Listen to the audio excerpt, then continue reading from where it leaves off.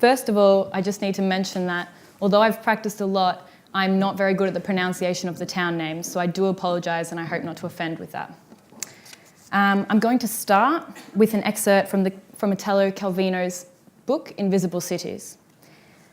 In Chloe, a great city, the people who move through the streets are all strangers. At each encounter, they imagine 1,000 things about one another, meetings which could take place between them, conversations, surprises, caresses, bites. But no one greets anyone, eyes lock for a second, then dart away, seeking other eyes, never stopping. If men and women began to live their ephemeral dreams, every phantom would become a person with whom to begin a story of pursuits, pretenses, misunderstandings, clashes, oppressions, and the carousel of fantasies would stop. This room, right here, right now, the one we're all sitting in, is the city of Chloe, a space we are all occupying together, yet alone we stand. Just a collection of faces, of humans, detached, separated, divided from our own kind. To the left of you sits not merely a person, but a collection of stories, of memories, of hopes and challenges. To your right, another person, another beacon of experience. Behind you, in front of you, 2 meters away, are people, human beings. We are all our own novels, closed but overflowing, sitting neatly in this library we call life. This room, this lecture, this space, it's all just one big story, and it's happening right now around us. And we are the extras in the lives of each other, forgotten characters who weave along the plot lines. We are the unknown faces in each other's photographs. We are the people in passing cars. We are the voices in the adjacent room. We are the people in the front row seats, the back row seats. We are faceless, nameless strangers. Yet without us, the pages would be empty. Later, some of us may return home to the stacked shelves we call buildings, or perhaps we'll retreat to physical libraries where talking is forbidden, a space reserved for reading, silently, alone. We will take a book, we will flick through its pages, yearning for knowledge, for stories of love and of despair, looking for history, his story. We'll spend hours there, lost in words of faraway places, before leaving to go back out into the world, the real world. Here, we'll walk straight past those around us, the ones who are creating the very history we'll read about tomorrow without ever acknowledging who came up with it. We dodge each other in the streets, in the aisles, adopting a dance of sorts, but one without rhythm, but with a clear aim to pass another human without touching them, just a simple movement of the shoulders. Much like the library, we as people, we categorise, we segregate, we stick to our labels, our sections. We choose to live parallel lives without intersecting. To put it simply, we as people have perfected the art of avoiding each other, avoiding interaction, avoiding the characters in our lives. But it doesn't have to be like this. I found a place where instead of reading pages, people read lips, listening to the words of one another, listening, not assuming. A place unlike the city of Chloe, a place where instead of just imagining possible encounters, reality is shared, lived, experienced together. A place based on feelings and faces, not figures and letters. A place under military occupation since 1967, strangled by illegal settlements, restrictions, checkpoints and walls. A place called Palestine. Despite only spending a mere 5 days here, in the West Bank, the Palestinian people truly opened our eyes, our minds and our hearts. It was through them that my classmates, my professors and I were able to explore the real Palestine, the one that the news doesn't tell us about. It was here that we learnt the importance of connecting with unknown people, for they are the ones who will not only show you a place, but make you feel a part of it. We didn't need books anymore here, for the Palestinians themselves were our guides. Visually, all we had to do was sit down and watch and observe life unfold around us. Routines, rituals, meetings, behaviours, mannerisms. Human watching enabled us to better understand who the people were, suggested in the differing ways they steered through the space, the places they paused, the places they pointed. We could understand without even swapping a single word. On other occasions, we would opt to walk aimlessly without destination or purpose, allowing the physical presence of people to dictate the route we would take. Areas with less people allowed for a more freely formed path, while congested areas, such as marketplaces, forced us to bounce between people, off people. The people became the walls. And although it was packed, without all those locals to swerve around, All those strangers, all those extras in my story, we wouldn't have found the places we did, such as the small fruit stall in a tiny market in Ramallah, where the man offered me a piece of his fruit no charge. I would never have tasted that orange if I hadn't have crossed the road because people were blocking the path in front of me. I would never have seen the bread being made by a young boy. I would never have met the person who sold me a plastic bottle of olives or the spiritual woman sitting behind him. I would never have perceived the marketplace the way I did if it weren't for every single person there on that day at that exact same time, silently shaping my experience one by one, but together as a collective. However, in terms of navigation, it seemed the strongest sense of understanding was gained through forms of emotional exploration, openings in mental maps. Through descriptions and through personal stories, we were able to imagine a Palestine before the occupation, a Palestine which no longer existed, unharmed and untouched. Hand in hand, we journeyed through the minds of the Palestinian people, playing in olive groves with them as children or in the streets. We visualised soap factories in Nablus's old town before they were bombed, homes before they were abandoned. We saw how the absence of a building is given a presence through the memories of its people, stacked and layered like invisible bandages. We saw space through descriptions and speaking, through our minds, not our eyes. Yet when our eyes and our minds were activated simultaneously, where multiple events would clash, such as walking through a physical space, seeing crumbled walls, and hearing about the story of the family who used to live in that space, the little boys who walked by that space every day, looking at the place their bed once stood. Space became embedded in memory, overlaid over physical space. Between 2002 and 2003, a Palestinian artist, Emily Jecker, created a piece of work entitled Where We Come From, whereby she posed a question to Palestinians still living in Palestine and also to those who had been exiled to Lebanon, Syria, America, and Europe. If I could do anything for you anywhere in Palestine, what would it be? In return, with the aid of her American passport, she had attempted to fill all these requests, as she was able to gain easier access through the checkpoints. These are some of the examples. Drink the water in my parents' village. Spend a day enjoying Jerusalem freely. I've always wanted to go there without any fear, without feeling that I might be stopped and asked for my ID. Please just enjoy Jerusalem as much as you can. Go to Haifa and play soccer with the first Palestinian boy you see on the street. Go and bring me a photo of my family, especially of my brother's children. Go to my mother's grave in Jerusalem and pray and place flowers there for her birthday. Do something on a normal day in Haifa, something I might do if I was living there now. Go to Gaza and eat some fish there. Go to the Israeli post office in Jerusalem and pay my phone bill. Pick oranges from my family grove in Jericho and eat them right there. And the last one, visit my mother, hug her, kiss her, tell her that these are from her son. Visit the sea at sunset and smell it for me, walk a little bit. Am I being too greedy? In doing so, the artist was blending memory with form as she physically lived out the mental desires of strangers, and in turn they lived through her actions, resulting in a series of intimate encounters, the type that can only be achieved by connecting with strangers. It was these kinds of interactions, these verbal exchanges, these questions, answers, offerings and warnings, which guided us through the space. Take, for example, the buzz of talking in the public squares, hundreds of conversations occurring simultaneously in Arabic, and although we didn't understand it, the overall melody alerted us to the fact that there was a gathering of people right around the corner. Or when the electricity was cut randomly, frequently throughout Palestine, and we were standing in the Darkwindil Community Arts Centre with no lights, only darkness throughout the entire town of Tulkarem. It is these same voices, these familiar sounds that help us guide our way through and to make a temporary light. Or the prayer calls 5 times a day flowing out of loudspeakers of local mosques into bus, summoning all the Muslim inhabitants for worship, echoing through the town, bouncing off the buildings, enhancing our spatial awareness. It was indeed sounds like these which allowed sights to be activated, to be heard and to be seen. It was sounds like these which alerted us of our location within space at any given time, sounds that alerted us that some spaces were not for us to roam freely.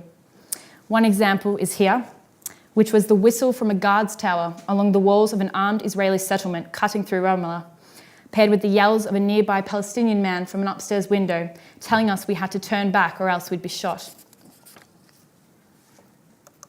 In fact, it was this same man who came downstairs, called his brother, and together the two of them, family to each other, strangers to us, voluntarily drove the 7 of us to our desired location 20 or minutes so down the road. In doing so, they protected us from the snowstorm outside, but they also chatted to us, wished us well, and said goodbye. This was all done freely. It was this exact moment of unprovoked generosity which prompted me to question the very definition of a stranger. I mean, how could it be possible for me to determine those 2 men as strangers still after all they had done for us? It was this moment that made me question why we avoid strangers in the first place, why we associate different with the unknown, assuming that all strangers are nothing like us, and why we think being different is something to fear, not something to embrace.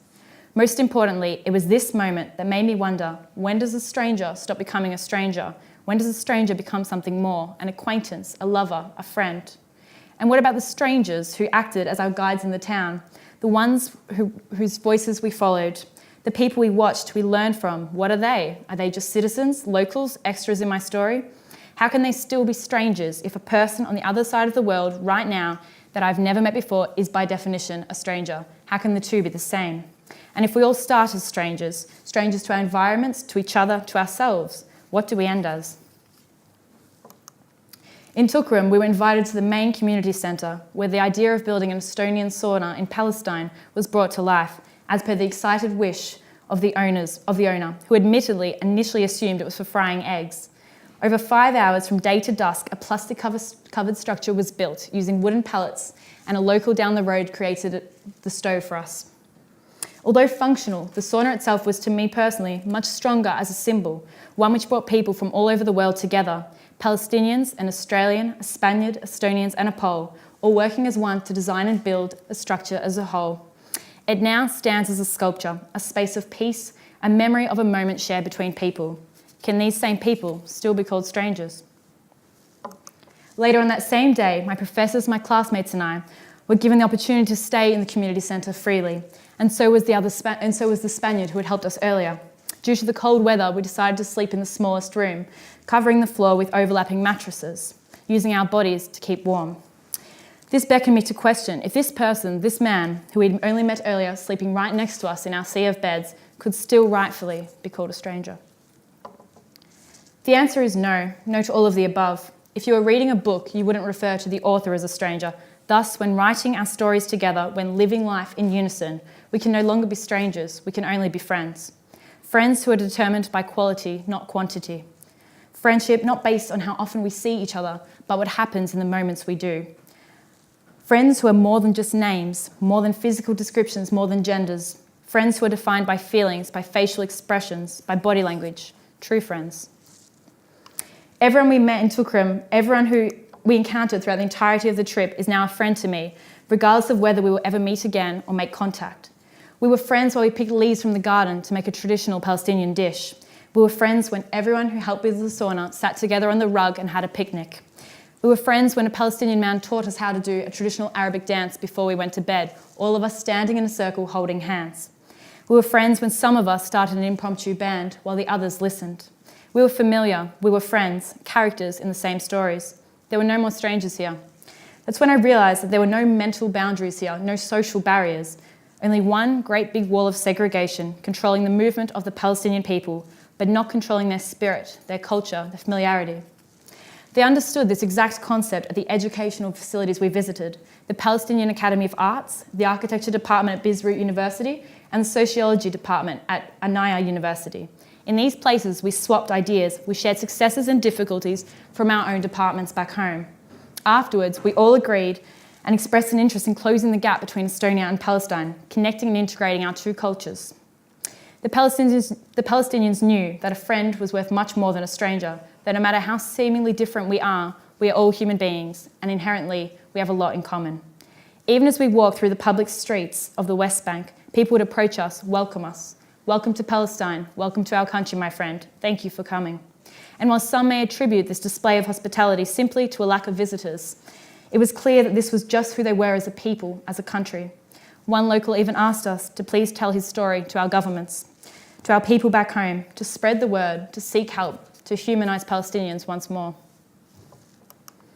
Another asked a classmate if we were enjoying their food, a big smile on his face when the answer was yes. And when we weren't buying street food, we were feasting in restaurants, in private homes, in community centres and schools. tables full of differing foods spread out before us, all freshly prepared.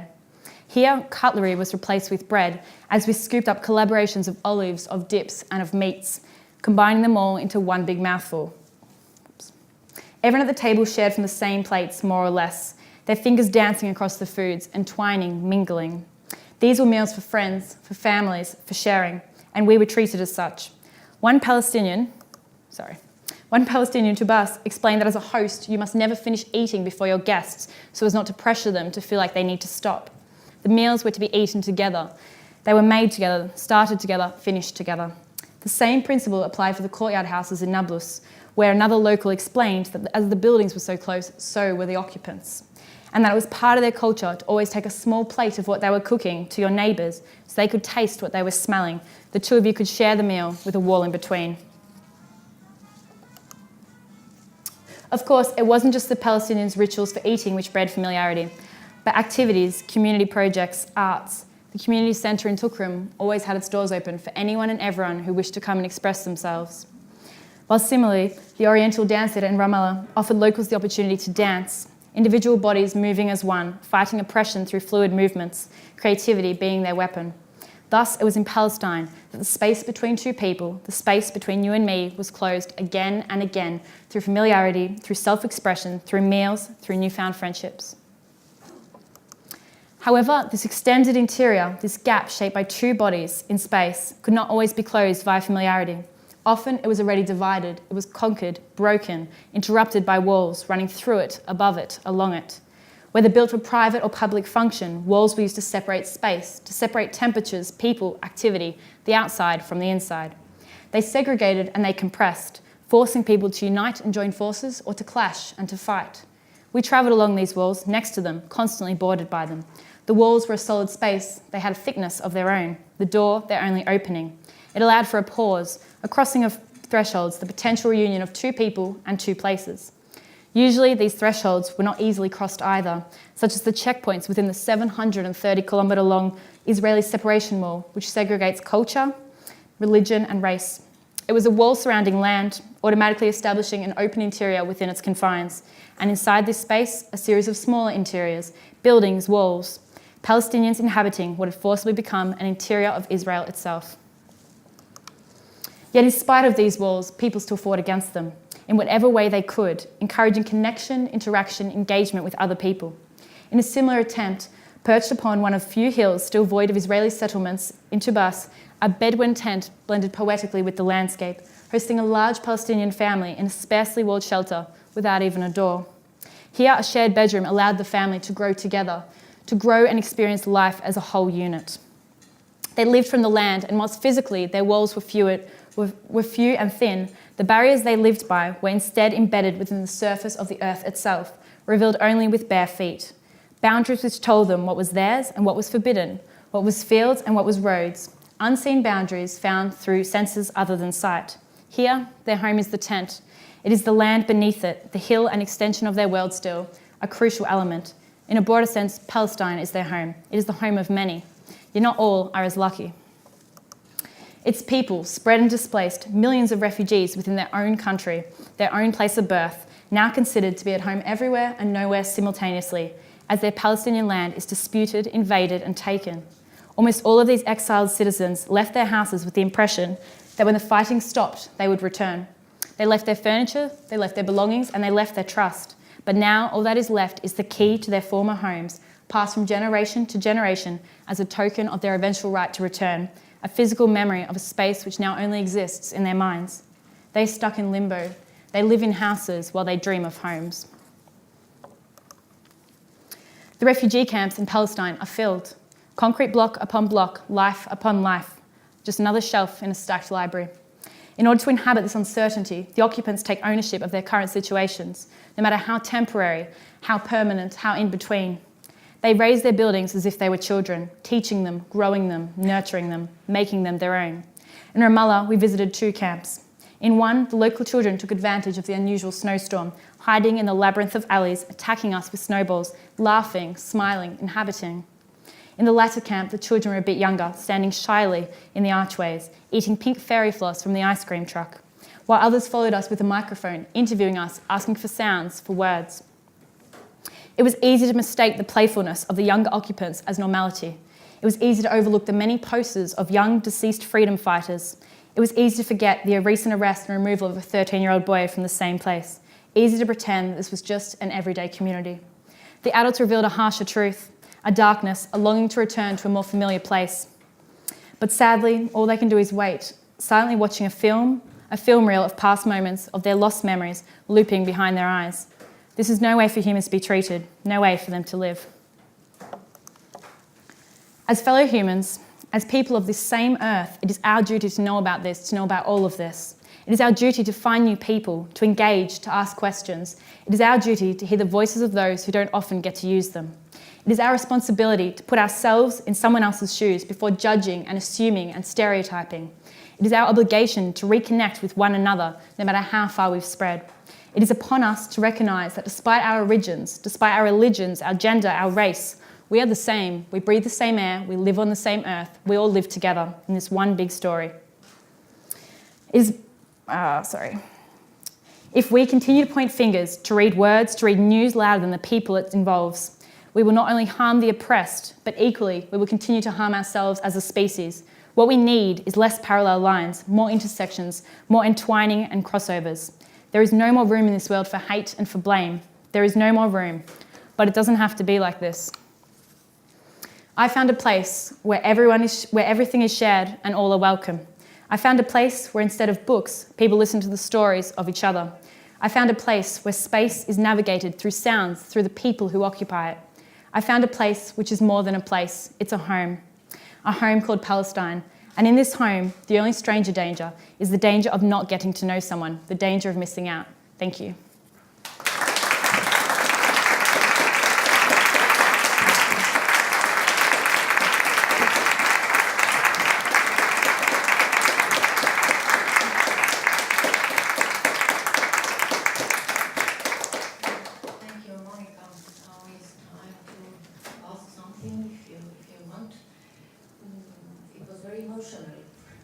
Thank you. Can you give us just a very, very practical advice after this valuable experience? If you change a place which is totally different, how long does it really take to learn, to know something about it and to learn to communicate between each other? Is it measurable time? I don't think it is. I think, but in saying that, I think all of us, my classmates and my lecturers would agree that when we got there, it was almost instant because obviously there was quite a large difference in our cultures. So it was quite a different space visually, spatially, everything. And so I don't think you can measure the time. I think it should take as long as it takes to talk to the first person you see. Like it's as simple as that. It's as simple as kind of getting straight in there, throwing yourself in and engaging. And once you do that, the whole world will open up and you'll start to see it, to understand it and to learn from it. So that's my advice, I guess.